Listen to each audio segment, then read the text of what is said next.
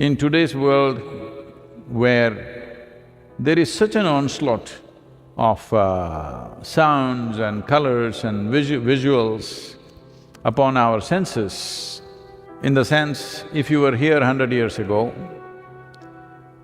well, you saw greenery around you, brown earth, blue sky. If you had to see anything more dramatic, you had to wait for the sunset or get up early and wait for the sunrise. Rest of the day, this is all it was.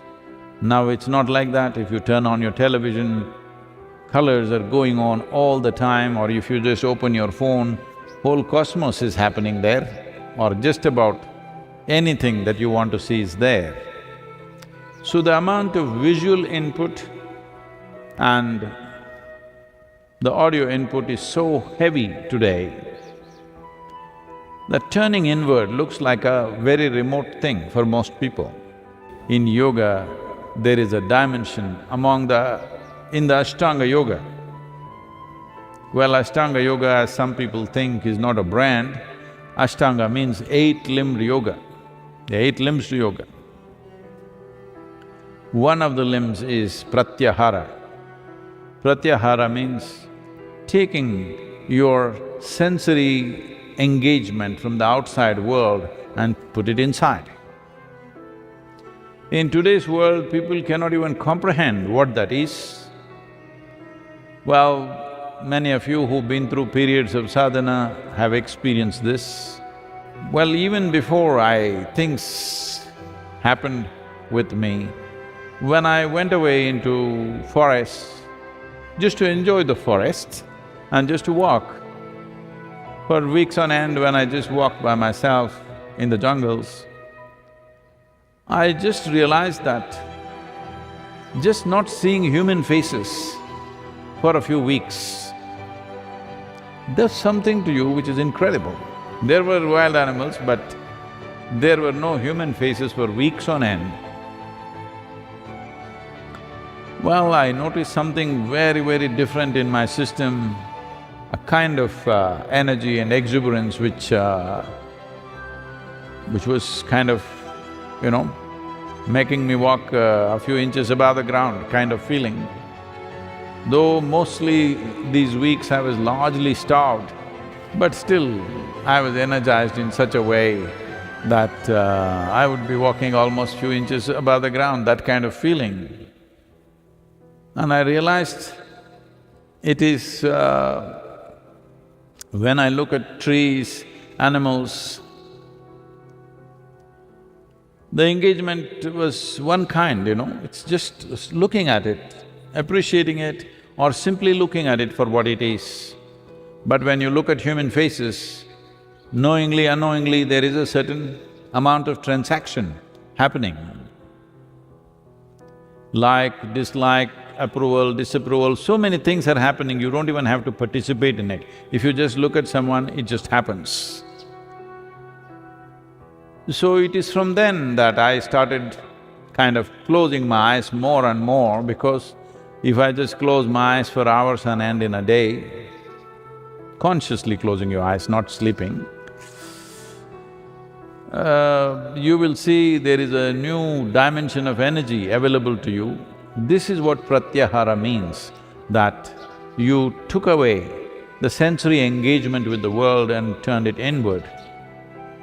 This is a good time, if you're willing, wherever you are, to experiment with this, that if not the whole day, let's say 6 hours a day or 12 hours a day or whatever is possible for you. So you can even start with 1 hour or 2 hours, just keeping your eyes closed, not looking at anything. Initially, your mind may go all over the place, it's okay, don't try to control it, let it go wherever it wants. I want you to understand it doesn't go anywhere, it's just replaying old stuff. Oh, my mind will go somewhere. No, your mind doesn't go anywhere. This is the illusion you have to break, that you believe your mind is going somewhere, which means you're misunderstanding psychological process for an existential reality. Psychological process is just made up by you playing your own stupid, badly directed cinema and believing it's true, this is a good time. It's a good time that you try to do this in a day, a certain amount of time, whatever that is. You close your eyes and say, but something happened, somebody made some noise, somebody did something. Okay, not like that. Especially when you think something important is happening, you must close your eyes. Yes. Because engagement with the world has to become conscious, that's all.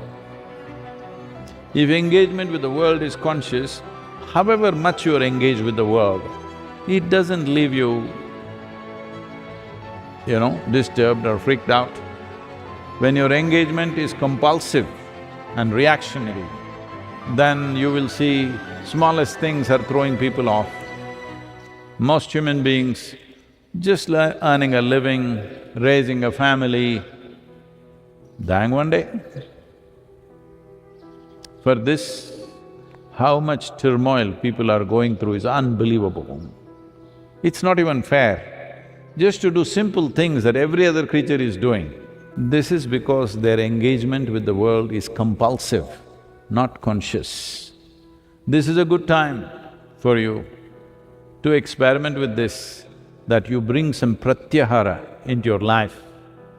Wherever you are, whoever you are, it doesn't matter, you don't need any training. Just sit with eyes closed. It's all right, mind is running away, let it run. Don't try to stop it, because there are no brakes on it. All the three pedals are throttle, whichever way you touch it, it'll only run faster. So don't do anything, it will run. It will run because it has a certain karmic momentum. If you just leave it for some time without tending to it, it will slow down and it will stop.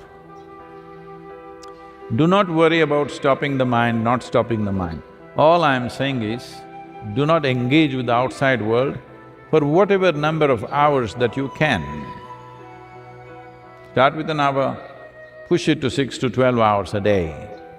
You will see, you will have the necessary energy to hit the peaks. Right now, the biggest problem why human beings are not able to become blissful and exuberant within themselves is lack of energy. If they're joyful for 3 minutes, then they will sink like that. Actually, there are sayings like this in the society. Socially, people believe that if you become very exuberantly joyful today, tomorrow you will be miserable. It is generally said in the society.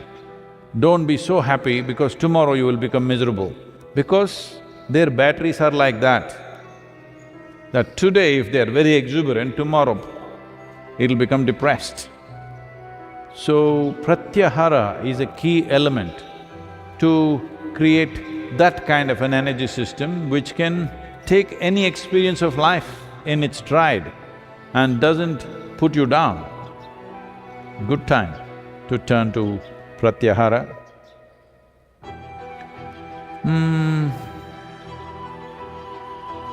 The important thing is, if you engage with your thought process, that is not internal, that is also engagement with the world. No, I did not look at anybody's face, I was just thinking. This is also engagement with the world because your thought doesn't belong to you. The content of the thought is all from outside. You are running a private world in your head. But there is no private world. Existentially, there is only one world, you either live in it or you don't. Your private world is a madhouse that you made up. Sometimes, of course, it gives you some pleasure, but living in an illusory, made-up world is not going to last for long. Especially if people are always saying, I got disillusioned. This is my blessing, you must get disillusioned as quickly as possible. Because disillusion means all your illusions got destroyed. Should this not happen at the very beginning of life? It should happen at the earliest time, that all your illusions fell apart. My blessing is, may you live in the majestic beauty of this creation, not in your own illusion, however sweet it looks right now.